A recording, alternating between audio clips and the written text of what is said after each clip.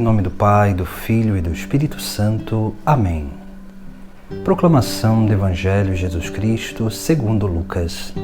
Naquele tempo, o anjo Gabriel foi enviado por Deus a uma cidade da Galileia chamada Nazaré, a uma virgem prometida em casamento a um homem chamado José.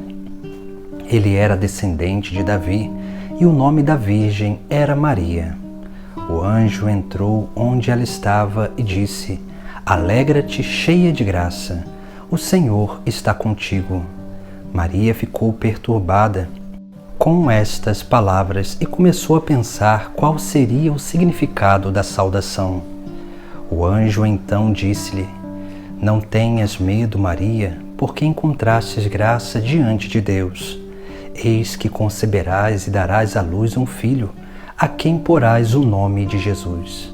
Ele será grande e será chamado Filho do Altíssimo, e o Senhor Deus lhe dará o trono de seu pai Davi.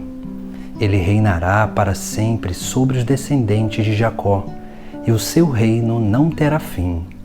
Maria perguntou ao anjo: Como acontecerá isso, se eu não conheço homem algum? O anjo respondeu: O Espírito virá sobre ti, e o poder do Altíssimo te cobrirá com sua sombra. Por isso o menino que vai nascer será chamado Santo, Filho de Deus. Também Isabel, tua parenta, concebeu um filho na velhice. Este já é o 6º mês daquela que era considerada estéril, porque para Deus nada é impossível. Maria então disse: Eis aqui a serva do Senhor, faça-se em mim segundo a tua palavra. E o anjo retirou-se. Palavra da salvação. Hoje celebramos a Imaculada Conceição da Virgem Maria.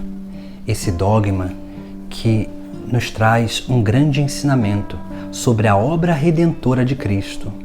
Essa obra redentora que toca não só o presente, mas toca o passado e toca o futuro. E isso só é possível porque Jesus Cristo é verdadeiro Deus e verdadeiro homem. Só é possível porque foi o próprio Deus que realizou esta obra de redenção. E por isso que a obra do próprio Deus, assim como é o próprio Deus, é uma obra eterna. E por ser uma obra eterna, ela é capaz de tocar o passado, o presente e o futuro. Por isso que na teologia que explica a Imaculada Conceição, esse privilégio que Maria recebeu do próprio Deus, pelo poder do próprio Deus, pelos méritos eternos do sacrifício do próprio Cristo por cada um de nós, Jesus ele veio ao mundo para nos libertar do pecado, para purificar-nos do pecado. Mas a cada um de nós, Jesus, pelo seu sacrifício, ele nos libertou. Maria, ele preservou. Por isso que, diante daquilo que é a obra da redenção, toda a humanidade, todos os seres humanos participaram dessa obra de redenção. E Maria participou de uma forma singular, porque esses méritos da vida de Cristo, da paixão, da morte de Cristo, o seu sacrifício por cada um de nós foi capaz de preservar a vida da própria Virgem Maria do pecado original. Por isso que o anjo, quando encontra Maria, diz: Alegra-te, cheia de graça, o Senhor está contigo. Aqui nós vemos o termo cheia de graça como algo que é essencial para entendermos a Imaculada Conceição. Porque quando vamos visitar o texto grego, nós encontramos o termo kekaritomene. Esse termo, nós só encontramos ele uma única vez na Sagrada Escritura, que é justamente nesse texto de São Lucas. Isso porque não existe mais nenhuma pessoa em todo o mundo, em todos os tempos, que seja cheia de graça, plena de graça. somente a Virgem Maria. Por isso que esse termo só é encontrado uma única vez no texto sagrado. Esse termo, ele manifesta justamente essa plenitude de graça que há em Maria. E se há uma plenitude de graça em Maria, isso é sinal que nela não há pecado original. Não há manchas do pecado, não há desordens, porque em Maria foi conservado a perfeição original. Por isso que a Igreja nos ensina e os padres da Igreja vão chamar Maria de a nova Eva, porque é a nova mãe da nova humanidade, regenerada pelo sacrifício do próprio Cristo. E assim nós precisamos cada vez mais entender essa solenidade, que nos chama a reconhecer Maria como mãe, como nossa mãe, aquela que gera em nós o próprio Filho de Deus. E aí nós vemos no texto sagrado, principalmente nessas palavras do anjo: alegra-te, cheia de graça, o Senhor está contigo.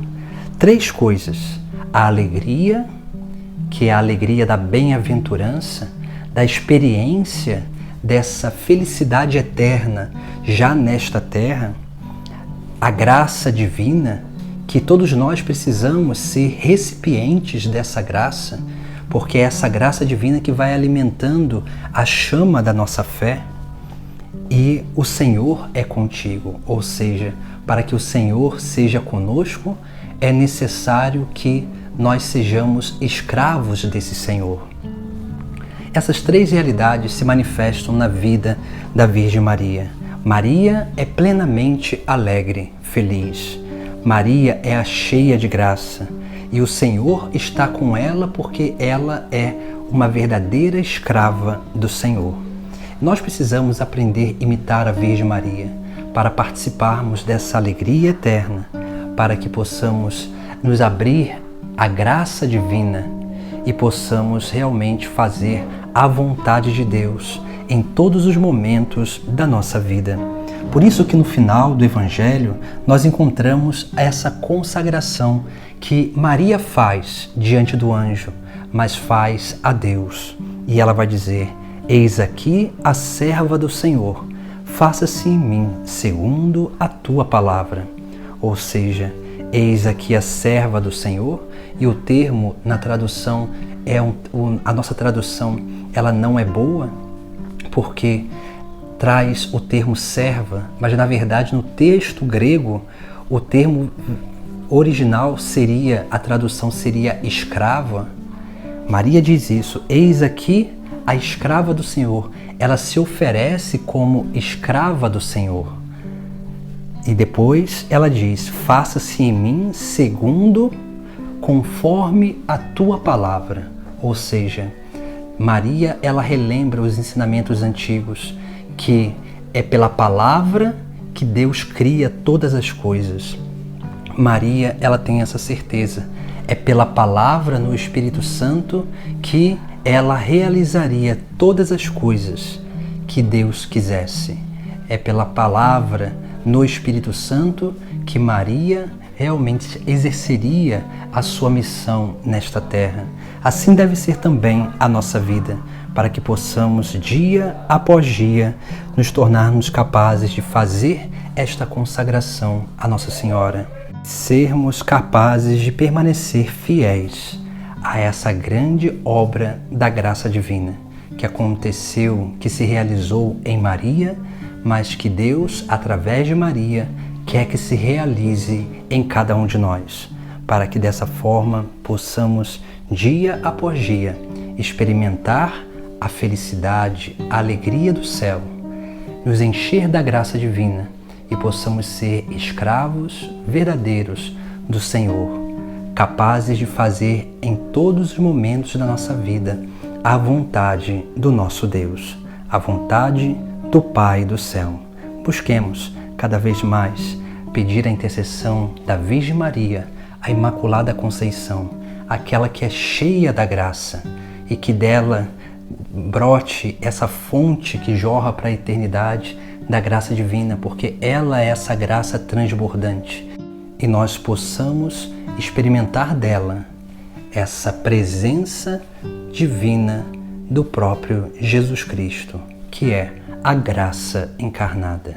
Em nome do Pai, do Filho e do Espírito Santo. Amém. Nossa Senhora Imaculada Conceição, rogai por nós.